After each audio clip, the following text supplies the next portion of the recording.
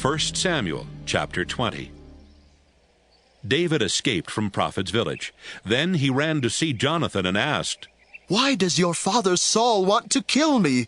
What have I done wrong?" My father can't be trying to kill you. He never does anything without telling me about it. Why would he hide this from me? It can't be true. "Jonathan, I swear it's true. But your father knows how much you like me, and he didn't want to break your heart. That's why he didn't tell you. I swear by the living Lord and by your own life that I am only one step ahead of death." Then Jonathan said, Tell me what to do, and I'll do it. David answered, "Tomorrow is the new moon festival, and I'm supposed to eat dinner with your father. But instead, I'll hide in a field until the evening of the next day. If Saul wonders where I am, tell him, 'David asked me to let him go to his hometown of Bethlehem, so he could take part in a sacrifice his family makes there every year.' If your father says it's all right, then I'm safe. But if he gets angry, you'll know he wants to harm me. Be kind to me. After all, it was your idea to promise the Lord that we would always be loyal friends. If I've done anything wrong, kill me yourself, but don't hand me over to your father." Don't worry. Jonathan said, If I find out that my father wants to kill you, I'll certainly let you know. "How will you do that?" David asked. Let's go out to this field, and I'll tell you. Jonathan answered. When they got there, Jonathan said, I swear by the Lord God of Israel that 2 days from now I'll know what my father is planning. Of course, I'll let you know if he's friendly toward you. But if he wants to harm you, I promise to tell you and help you escape. And I ask the Lord to punish me severely if I don't keep my promise. I pray that the Lord will bless you just as he used to bless my father. Someday the Lord will wipe out all of your enemies.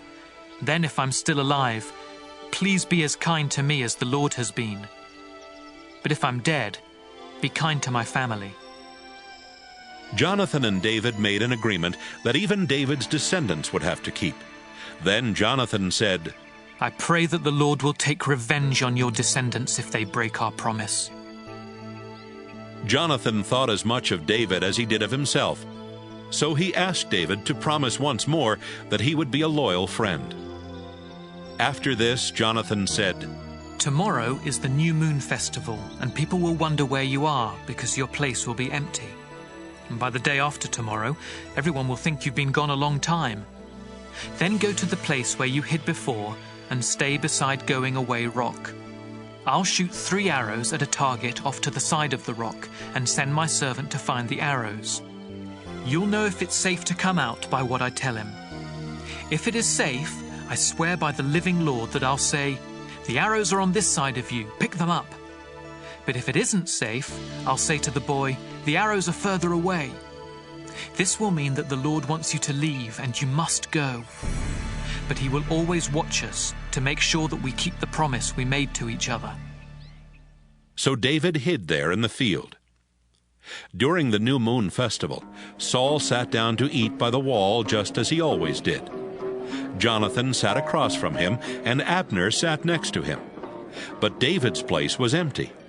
Saul didn't say anything that day because he was thinking, Something must have happened to make David unfit to be at the festival. Yes, something must have happened. The day after the new moon festival, when David's place was still empty, Saul asked Jonathan, Why hasn't that son of Jesse come to eat with us? He wasn't here yesterday, and he still isn't here today. Jonathan answered, The reason David hasn't come to eat with you is that he begged me to let him go to Bethlehem. He said, Please let me go. My family is offering a sacrifice, and my brother told me I have to be there. Do me this favor and let me slip away to see my brothers. Saul was furious with Jonathan and yelled, You're no son of mine, you traitor.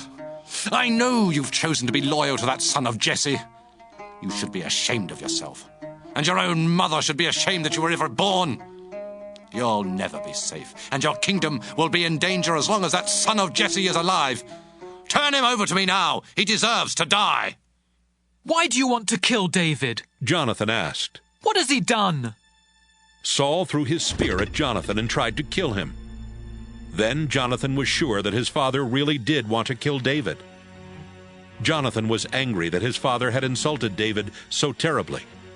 He got up, left the table, and didn't eat anything all that day. In the morning, Jonathan went out to the field to meet David. He took a servant boy along and told him, "When I shoot the arrows, you run and find them for me." The boy started running, and Jonathan shot an arrow so that it would go beyond him. When the boy got near the place where the arrow had landed, Jonathan shouted, "Isn't the arrow on past you?" Jonathan shouted to him again, "Hurry up! Don't stop!" The boy picked up the arrows and brought them back to Jonathan, but he had no idea about what was going on. Only Jonathan and David knew. Jonathan gave his weapons to the boy and told him, "Take these back into town." After the boy had gone, David got up from beside the mound and bowed very low 3 times. Then he and Jonathan kissed each other and cried, but David cried louder. Jonathan said, "Take care of yourself, and remember, we each have asked the Lord to watch and make sure that we and our descendants keep our promise forever." David left, and Jonathan went back to town.